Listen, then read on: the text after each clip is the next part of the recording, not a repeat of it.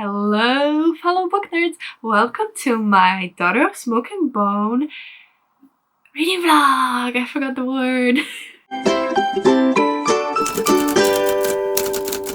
You probably know because I talked about it on my channel, but I'm doing a whole read-along for Daughter of Smoke and Bone, the whole trilogy. And the read-along is happening with you from March, April and May. And we're going to be reading one book a month. We had like live shows and we had reading sprints. By the time you're watching it, I'm pretty sure it's finished because this is going to be a vlog, spoilery vlog for the whole series. But if you wanted to like watch our live shows, see our discussions, I'm going to link everything down below and in the cards up above so that you can go and do that if you'd like to. That way you can maybe read it along, like read it and then check out what we thought or whatever suits your boat. But I'm kind of assuming that if you were watching this vlog you have read the series because I am going to put spoilers in. I thought it was just going to be super fun because yeah, we're going to discuss in the live shows, but I know not everyone watches that, and I just thought why not give you my play-by-play as I'm reading, my reactions in a vlog. I like vlogs, I think just be fun. So let me give you a synopsis. If you have not read this series, then you can go away, read it and come back for the spoiler vlog, or maybe you just don't care and you want me to talk about spoilers for a book you haven't read. That's fair enough, I do that a lot, especially for movies. So anyway, in Daughter of Smoke and Bone we follow Karou, who lives kind of a strange life. She lives in Prague in Czech Republic and she has her best friend,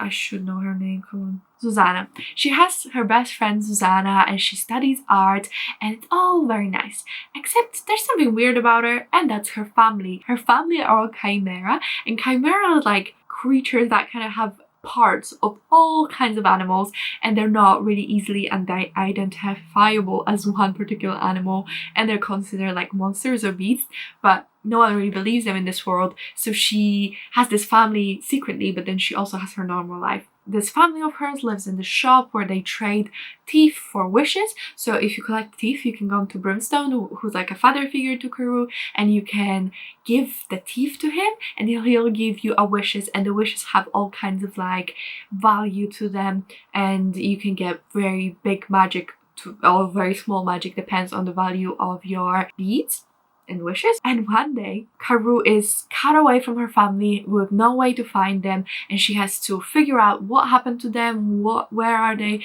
and how can she get back to her family. I read this book before and I loved it so much. I really love this whole series. I think it's been about 4 years since I've read it, and I don't remember very much, but this series was really dear to my heart. I think Laini Taylor is a brilliant writer and this series is just awesome. I actually already started Daughter of Smoke and Bone last night in their reading sprints, which were so much fun. I think it was really fun to reading with people, just like in silence, but like reading. I've read 76 pages last night, so that's how I'm doing so far. I don't know if you heeded my warning, but like I said, this is a spoiler vlog. From now on I'm just going to talk about everything I've read. I mean, for now I just read, she read 76 pages, so I'm not going to spoil you, but like from now on there'll be spoilers. Maybe, I don't know, like I'm not gonna censor myself when I speak. Anyway, so this first 76 pages, though I didn't remember that much, like I feel like I did forget a lot about the book, so this is kind of like reading it for the first time. I really love the atmosphere. I love how Laini Taylor is creating this beautiful town of Prague, and you just feel like you're there with the main character, and I really like that because I'm Polish and Czech Republic has quite similar culture. The language is very similar, so all the names, like that's how we would spell it as well. So I find that super comforting and really exciting that there was like a really big mainstream popular YA set somewhere else than England or US, you know. And so far, like I said, I love how the author talks about like Prague, and how she builds this beautiful city that feels very vibrant. I think the characters in general are such a strong point of this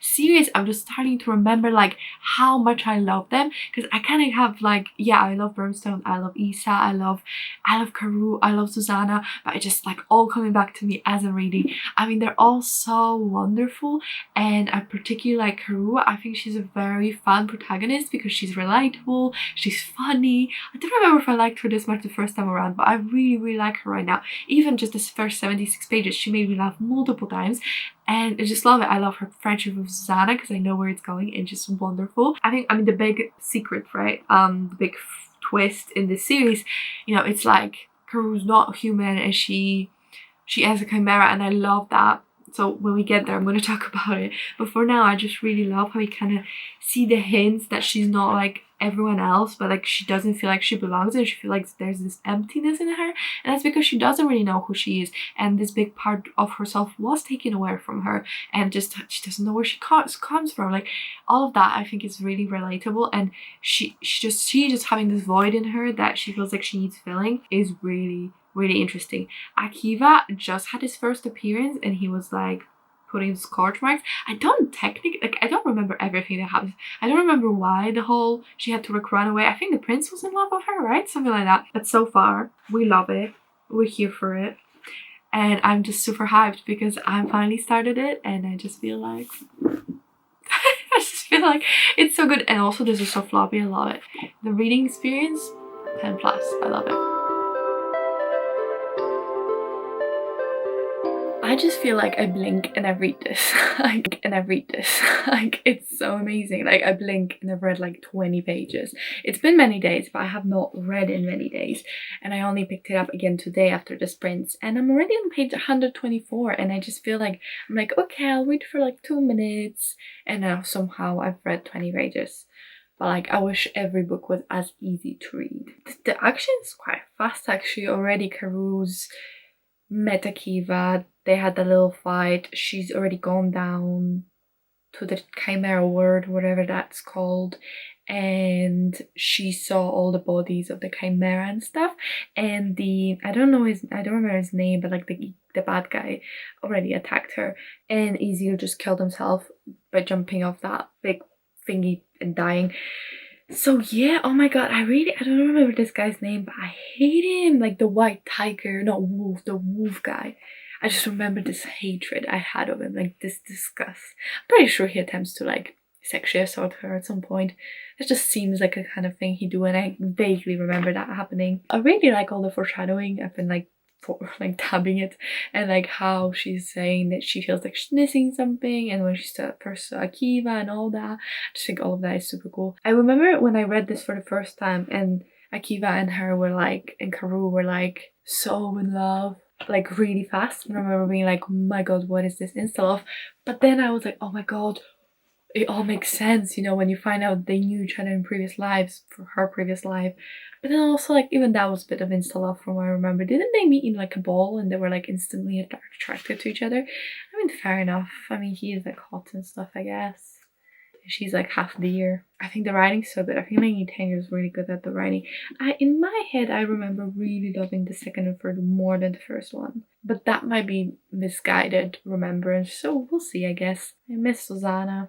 She has not been in here since I restarted reading. Alright, so I had to take a little break because I was doing Bookopoly, but we're back. I read last night and this morning, and somehow I'm on page 264. I don't know how it happened. I was just here.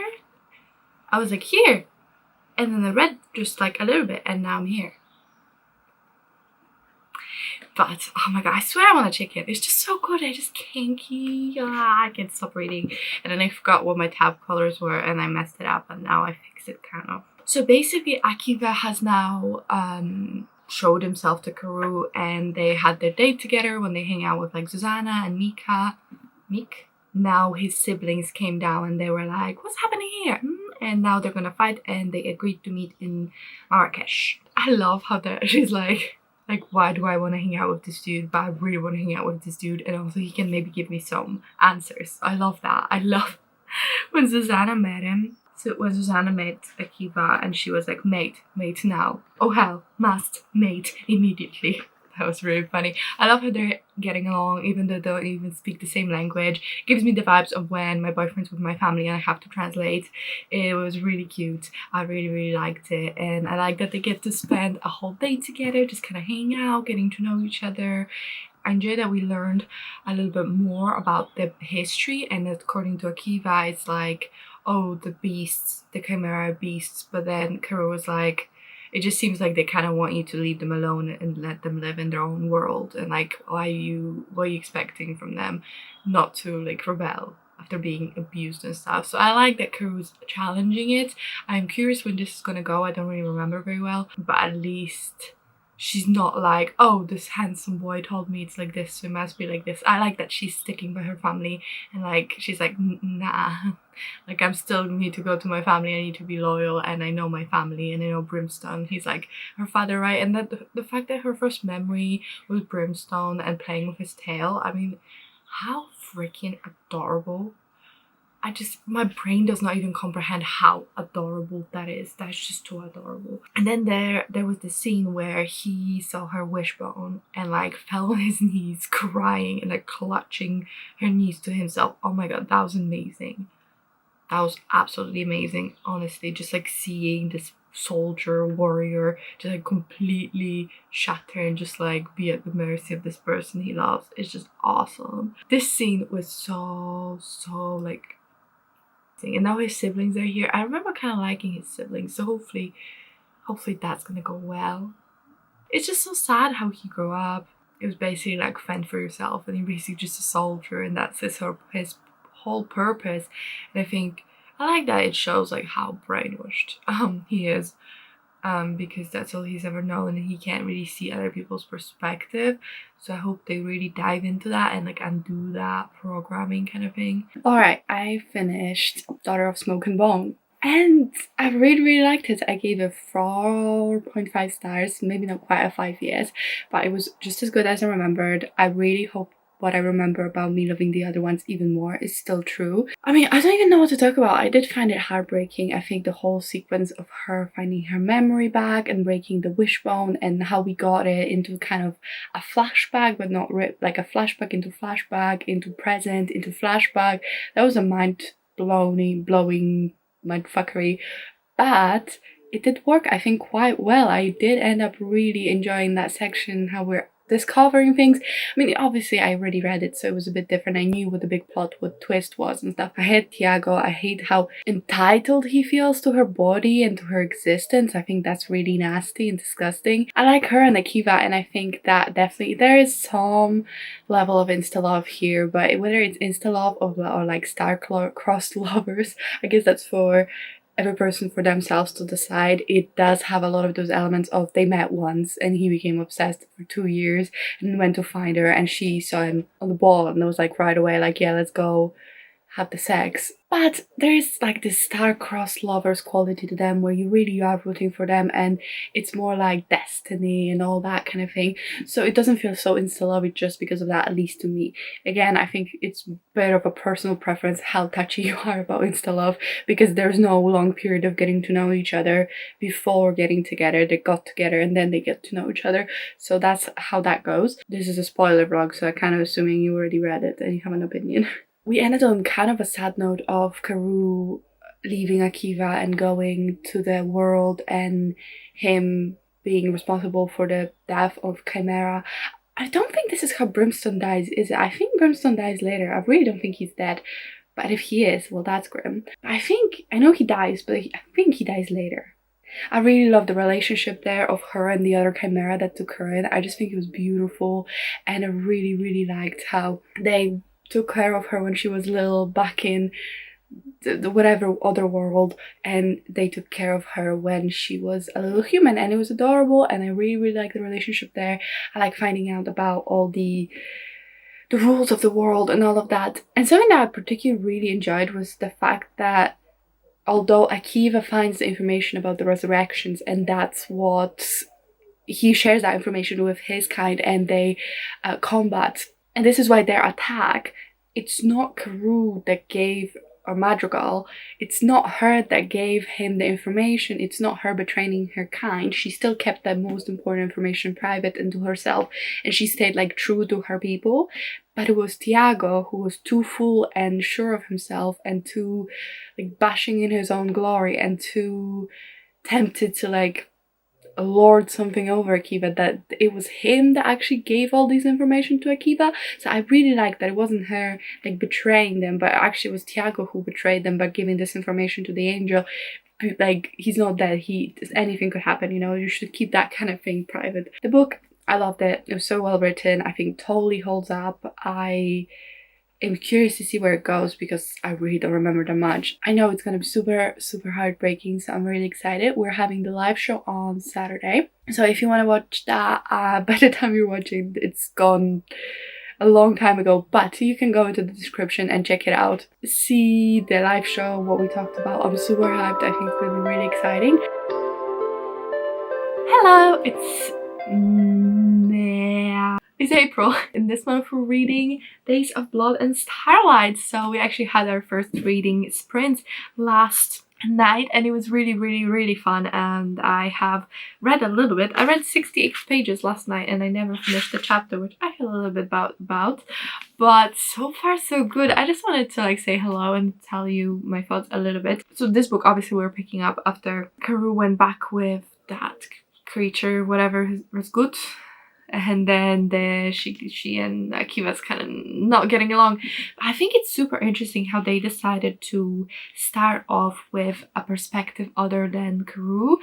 So first we hear from Akiva, then first is Zuzana, then Akiva, Zuzana, Akiva, Zuzana, Akiva, both of them kind of like wondering where Karou is, if she's dead, trying to get in contact with her, trying to find her. So only 13 chapters in, which is page 42 on my copy, do we hear from Karou. Okay, it's not crazy. It's not like we didn't hear from him for half of the book, but still, like this much we didn't. And I think that was really interesting how we got to see sit with other characters who are so attached to her and hear their perspective first. Akiva assumes that she's dead because he finds the turbine that says for Karou, but I'm pretty sure that was like, wasn't that her Isa? I think her name is called, that serpent woman, and I think it was like, I remember there being like a point where there was a turbine with like a bunch of people that were actually in the ruins, like hiding, that weren't like soldiers, but they were like children and women. I think there's a turbine full of them. So far, Karou just has to work on making the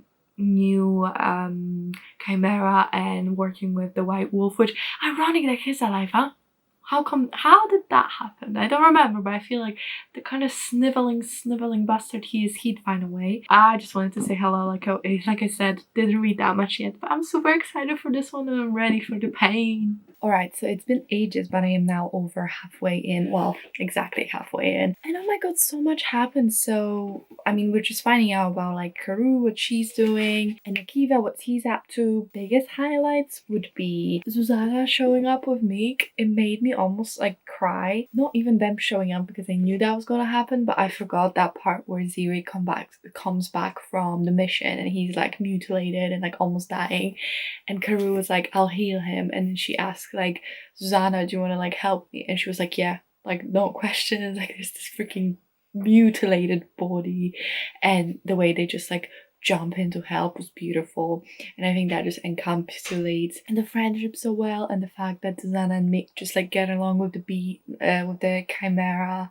That's beautiful. I don't know, I'm just really enjoying it, and I almost moved to tears when I read that page, when how Zuzana is just willing to do anything for Karou and help out, and how loyal they are. That's just really beautiful. And overall, what else happened? We getting to know Ziri, so I forgot about him, but now I remember, and remember how much I loved him. So he's the one of the only Kirin left, which was what Karou used to be, and so he's like half an antelope or whatever. It's so heartbreaking how much he really likes Karou and how she like reaches out to him because of kinship, because she sees him as her family, like her only relative. They're all related, but her only like tribesman and whatever, and he's in love with her clearly.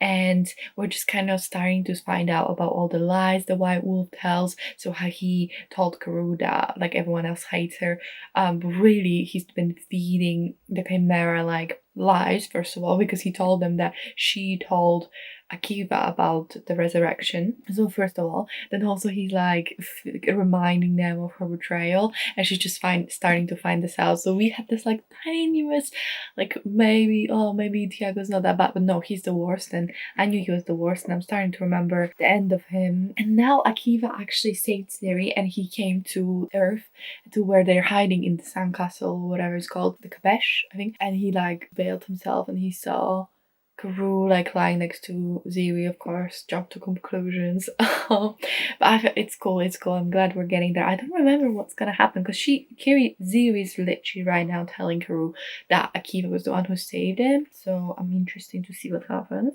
with that. I'm really enjoying it. I got into this groove of reading last night and I just like can't put it down. But the thing is, it's Thursday. I have work today. I have work tomorrow.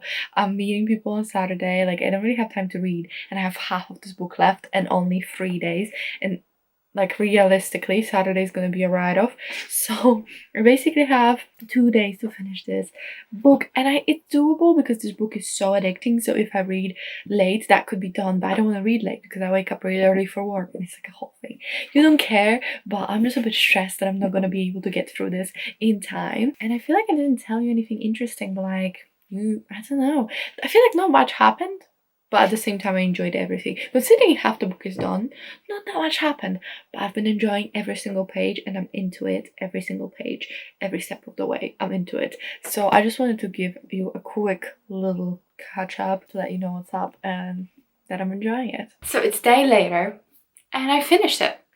So there was no need to worry. I finished it early because I just kept reading last night and I couldn't stop. And I had like 30 pages to go. I was like, I'm really tired, so let me finish it today. And I did. And oh my goodness, I forgot basically everything that happened. So I was just there like clutching my pearls, just being totally in shock.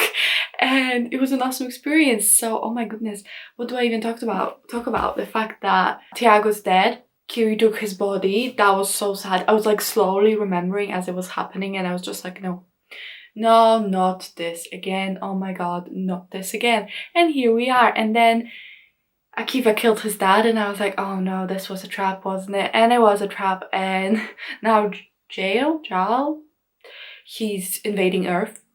But at least Susanna and Mick are back. I'm glad they're going to Eretz as well. And they're all going to Eretz and now they're like combining forces. I literally don't remember anything about the next book. I didn't remember anything about this book. And I don't remember anything about the next one. But I'll tell you, it was so good. I was just like reading so engrossed in it. And the fact that in this book, I think Laini Taylor does this quite a lot, but she will kind of not tell you what's happening, but like keep alluding to it. So you know when like Tiago died and then Karu was like, oh no, the wings, and then we leave that and we go into the present, or like fast forward basically, and she's like in the white wolf is there and blah blah blah, and we don't know what happened until like 3 chapters later. And I love that. I love the suspense. I love how that works. I mean, it's frustrating to read, but it's so amazing to read as well. I just thought it was done so well. It was so sad when Hazel died. I remembered him kind of dying, and I remember that they tried to resurrect him, and the way Karu was like, okay, give it to me, I'll do it. And then they were like, and she was like, it's so sad. Oh my goodness, so sad. And I love that Isa is back. I really love that. And I love that she was like, it's okay to love him. I love everything. I love that Tiago and Ten are done, like gone. I'm pretty sure they let her souls die, hopefully. Good riddance. Yeah, I don't know what to tell you. I just read it so fast. There's nothing much for me to talk about. But the fact that I really did love it. I thought it was brilliant. I read the author's note to like I think it was special to this. And she was saying how she wanted to write this like happy story in Prague. But then she realized what she set up in book 1 was just pain.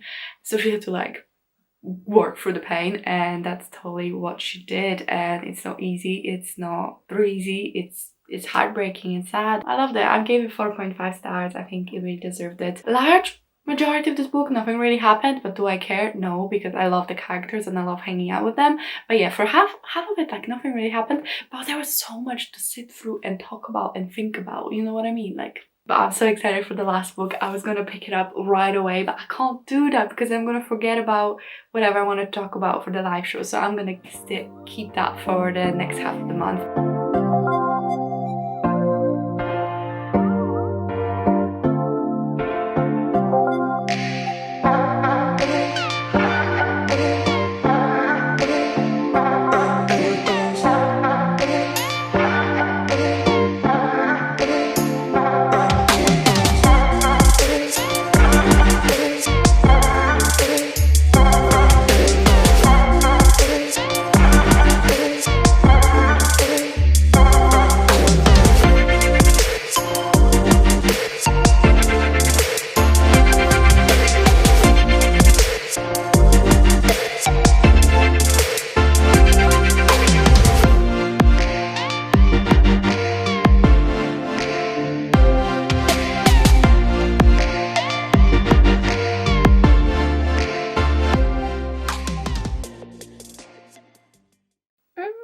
it's me, I'm back, and I've been so rubbish at updating you because I'm on page 548 and I don't know if I updated you even once.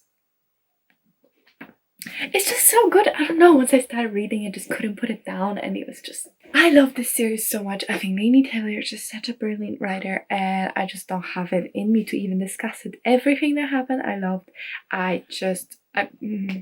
What do I even talk about? I loved seeing how Chimera and Angels developed their relationship. I love seeing how Akiva and Karoo slowly came back to each other. I love seeing Lyra's all like smitten with the wolf, or more likely Ziri. I was so heartbroken because I didn't remember they got attacked, and it was just like, and Ziri died, and then the scene where Lyra's came to Karoo with the canteen with his soul and was like, is he there? And Karoo was like, yep, and they both started crying and hugging. A bit too much for my little tiny little heart. It was just a little bit too much. And now Lyra's and Ziri are like flying together in the sky, and they just saw Susanna and Meek tame a bison. I don't remember any of this. And then Eliza, I really like what they actually did with her character. We had so little time with her since she only came in this book, and I think that was an interesting choice. Like, why not introduce her earlier? Maybe she wasn't a planned character, I'm not sure. But I did enjoy what was done with her. I think it was done as well as it could have been, and I did end up caring about her. I hate that Morgan Toffel, whatever that. What a weasel, honestly. And I love that it's her, Susanna, and Mick are like friends now and hanging out. And I loved finding out about Cataclysm. I forgot completely about all of that business. I don't know, I feel like it was just so expertly done, because you started this series and you like, Meteor's good, and I was like, okay, he's a fallen angel. Like, it didn't even register in my tiny little brain that this could be significant. What does the falling mean? And I was curious, but I didn't think we'd get answers.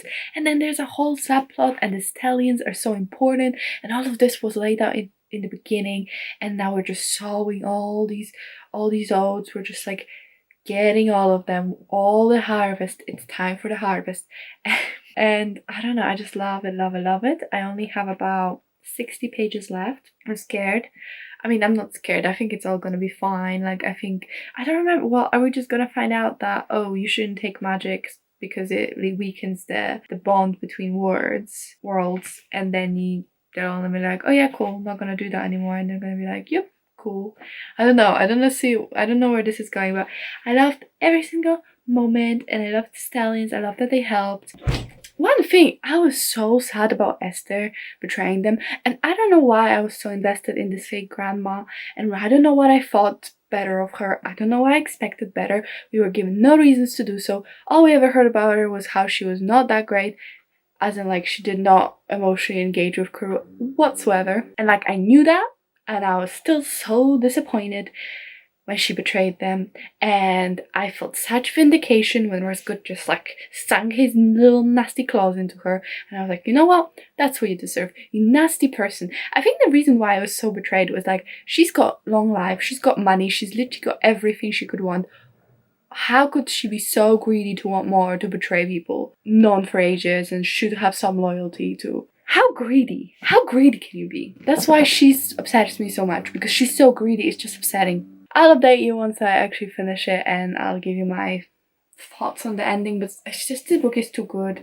Just too good. I finished Dreams of Gods and Monsters, and I loved it. This book was so good. I think I said pretty much everything I said, and it still stands. I really found the ending engaging and cute, but at the same time I'm a bit annoyed. So I forgot the whole God Stars plot line or whatever, and I just feel like tacking it on to the last chapter was such a halfway measure that it didn't satisfy. Either just scrap the whole subplot or explore it. Like, I don't really understand why you introduce this really big concept of God Stars in the last chapter and then do nothing with it because it's the end of the series and the end of the book. I really feel like Laini Taylor really wanted it there, but maybe didn't think that another book would be prudent, or someone told her it wouldn't be prudent and they just kind of didn't do anything with it but still tacked it on. It just felt really like unsatisfying. I like that the ending wasn't necessarily cutesy, like everyone's happy, let's just like forget that anything bad ever happened. Like it was realistic in the sense that it was like exploring what it would take to like rebuild, and that it's a slow progress and all of those things. So I enjoyed that. But yeah, it just like that last little bit, I just felt like it came out of nowhere. It was like, maybe not out of nowhere, but it was just didn't feel satisfying. So yeah, overall, I still enjoyed it even though I'm complaining. I give it 4.5 stars. We actually have the live show today, so I'm really excited to discuss with the girls and see what they're thinking. Super hyped for that. I will finish this vlog here though, because I feel like I have nothing left to say and I don't even know if it's coherent. We'll see, I guess, in editing. I do hope you did enjoy it because I managed to string something together from all these random updates. I would love to hear what you think about this series. Have you read it? Maybe you read it with us. I know that some people joined for the read along and that means so much. So thank you so much if you did participate, if you read the books because of me. Let me know what you think. Was it worth it? Was I right? Did I lie? I don't know. Just tell me everything. Yeah, thank you so much for watching. If you could like, comment, subscribe, I'd really appreciate it. It really helps me out. But that's it from this video and I'll see you in my next one. Bye! Oh, and totally holds up. Just want to put it out there. Totally holds up.